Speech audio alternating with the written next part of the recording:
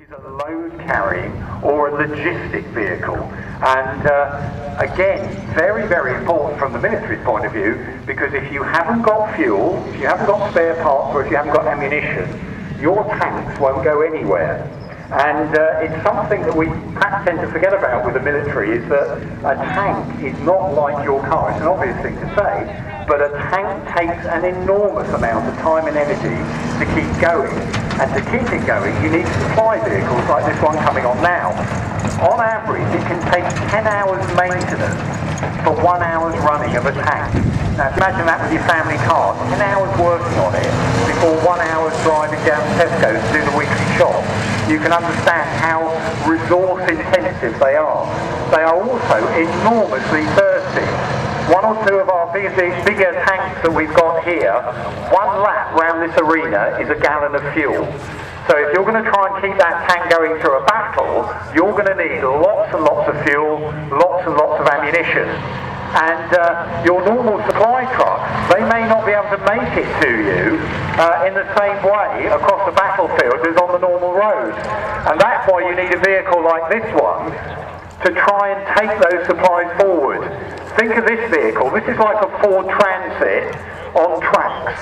It's really a flat load on the back, a flatbed, tracks so it can go to the same places as the tanks have gone across rough ground, so it can take the supplies forward, offload them to where they're needed, and then get out of trouble. Now this particular vehicle, it was made by the Americans back in the 1960s. It was called Model 548, and lots of countries bought it.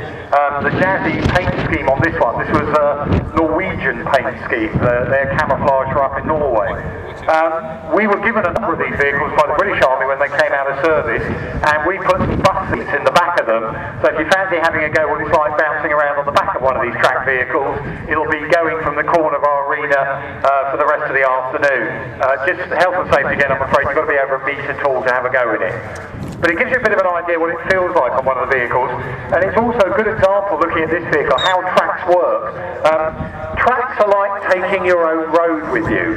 You lay down the track, that's your roadway, you bite into the track with a toothed wheel at the front of the vehicle on this M548. That's the only wheels that are powered by the engine, the ones with the teeth on. You pull yourself along that roadway, the wheels resting on the track, on the ground as it were, they're just taking the weight of the vehicle.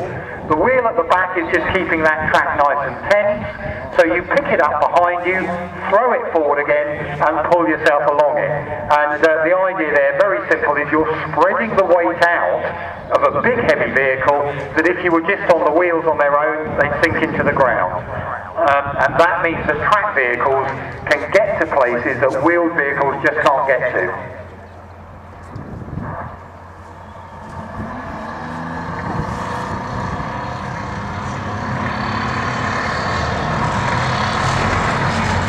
Now the driver in this vehicle, like most track vehicles, he doesn't actually have a steering wheel in front of him. When he drives it, he's got two sticks in front of him. If he pulls back on the right-hand stick, it breaks the track, it slows the track down on the right-hand side, the other track keeps going, and it pushes the vehicle round the corner. So in other words, if you pull back on the right stick, you'll turn right. If you pull back on the left stick, you'll turn left. If you pull back on both sticks together, you should come to a dead halt. That's the idea. Very simple system, it's got to be, because soldiers have got to use it in the street.